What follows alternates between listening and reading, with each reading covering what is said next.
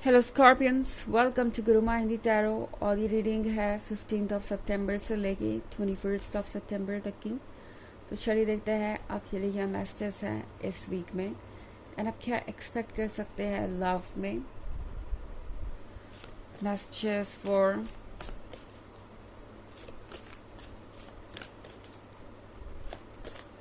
Scorpions.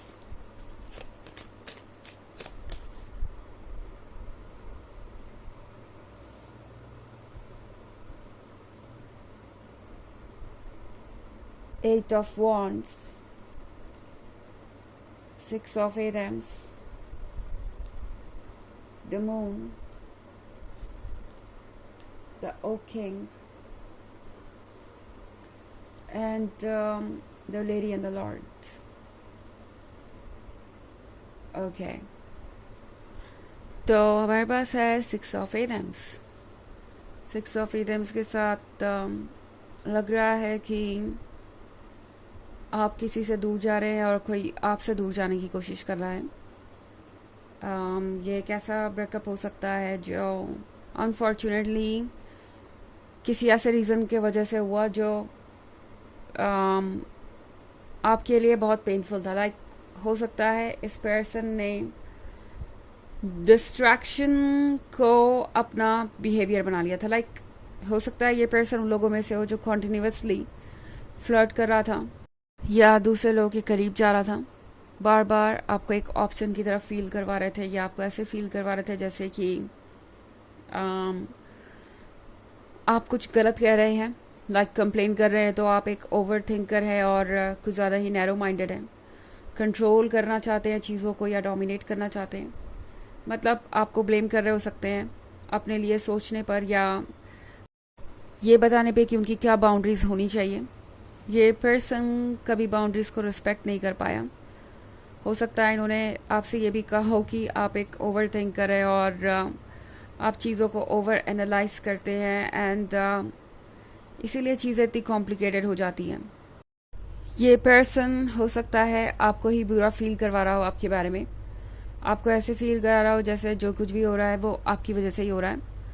But six of एथम्स के साथ इस पर्सन को ये पता है कि इस बार शायद वो कुछ ज़्यादा ही बड़ा रिस्क ले रहे हैं। Okay, in fact eight of wands के साथ हो सकता है कि कोई नया पर्सन इनके जीवन में हो। थर्ड पार्टी सिचुएशन ये हो सकती है जो इस पर्सन को लगता है कि इनके लिए परफेक्ट है। उन्हें लगता है कि ये थर्ड पार्टी उन्हें आपसे बेहतर फील करा सकती है या उनके लिए बेहतर है। बट सच ये है कि ये पर्सन जो सोच रहा था वो ऑलरेडी गलत प्रूव होना शुरू हो गया है। अब सिक्स ऑफ एथम्स देख रहे हैं, ये पर्सन ये सोच के चला था इस जर्नी पे कि जिस जगह वो जा रहे हैं वो जगह उस जगह से बेटर होगी जहाँ से वो आ रहे हैं।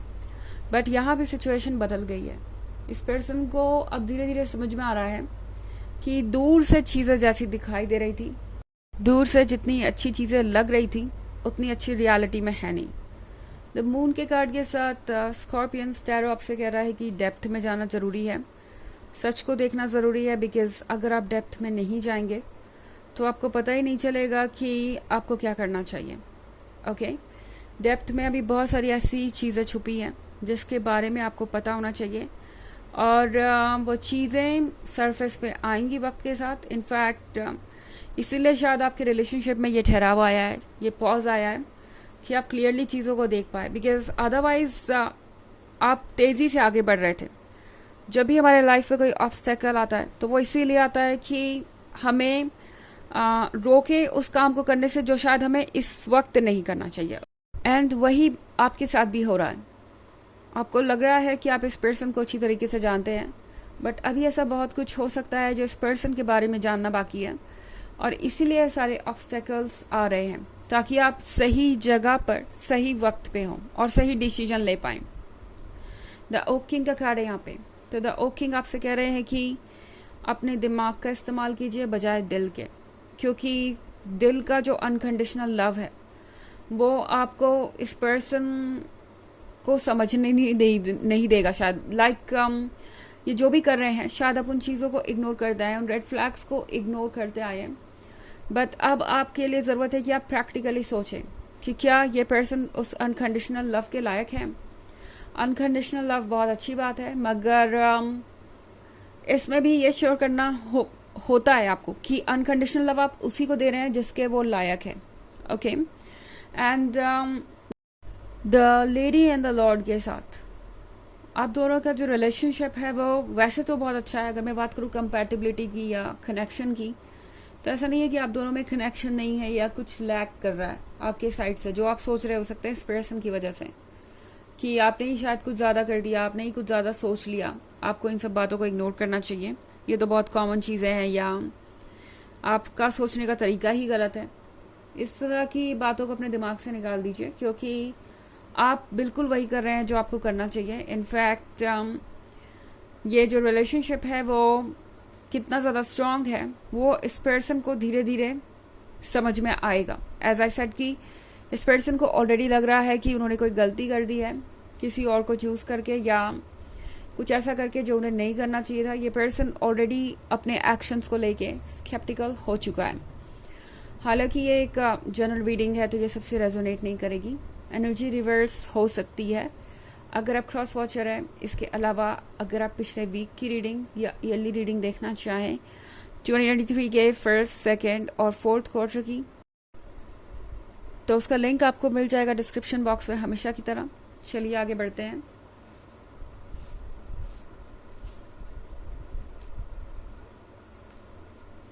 The Lord of Shadows, Page of Chalices, Four of Athens, the Haunt God, and the Wheel of the Year. Okay. तो हमारे पास है The Lord of Shadows। एक तरफ तो ये पर्सन खुद अपने रास्ते पे चल दिया है, और दूसरी तरफ सोच रहा है कि क्या आप अभी भी उनके लिए वेट कर रहे हैं। लाइक इस पर्सन को अंदाज़ा हो जैसे कि आप उनके लिए वेट कर रहे हैं, या आप उनके बिना नहीं रह सकते। ये पर्सन इस हालात में भी ये सोच रहा है कि शायद आप वहीं रुके रहेंगे जब तक वो वापस नहीं आते, या जब तक वो अपने डिसीजंस को लेके श्योर नहीं हो जाते। तो एक तरीके से ये पर्सन आपको टेकन फॉर ग्रांटेड ले रहा है। उन्हें लग रहा है कि आप तो डेफिनेटली उनका वेट कर ही रहे होंगे। इस पर्सन को इंट्यूशन है कि आप दोनों के बीच का जो कनेक्शन है वो टूट नहीं सकता। Of course the lady and the Lord यहाँ पे है, तो आखिर उन्हें ऐसा लगेगा ही लगेगा क्यों नहीं। एंड यहाँ पे हमारे पास पेज ऑफ चैलिसेस है। पेज ऑफ चैलिसेस के साथ ये है कुछ दिल के करीब होने के बारे में। इस बच्ची को देख रहे हैं आप, ये कप वो बिल्कुल अपने हार्ट के क्लोज लेके खड़ी है। कप होता है इमोशंस और लव के बारे में। तो ये पर्सन अभी तो आपका प्यार नहीं भूला है, अभी भी आप इनके सोच में हैं। पर फैक्ट ये है यहाँ पे कि ये पर्सन इस वक्त कुछ डिसाइड नहीं कर पा रहा है। ओके, फोर ऑफ एथम्स के साथ ये पर्सन आजकल काफ़ी अकेला महसूस करता है। सोचता रहता है कि उन्हें क्या करना चाहिए और क्या नहीं, और इसी वजह से आप एक कॉम्प्लिकेटेड रिलेशनशिप में हो सकते हैं इस वक्त। हॉन्ट गॉड के साथ टैरो आपसे कह रहा है कि अपने इनर सोल से कनेक्ट कीजिए, क्योंकि the wheel of the year के साथ जो कुछ भी हो रहा है वो अच्छी तरीके से ही अनफोल्ड होगा। भले ही थोड़ा पेनफुल हो, लेकिन चीज़ें अपने आप बदलेंगी, और जो भी बदलाव आ रहा है उसे एक्सेप्ट कीजिए, क्योंकि वो बदलाव ही आपके लाइफ को एक नया शेप देंगे। ओके, चलिए देखते हैं कि आपके लिए ऑरेकल मैसेज क्या है।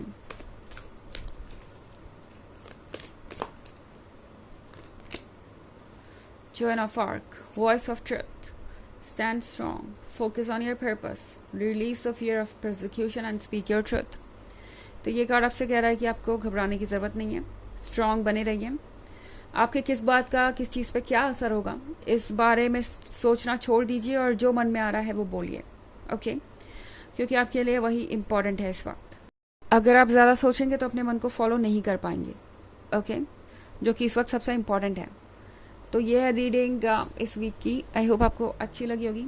Thanks for watching. Till next video, bye.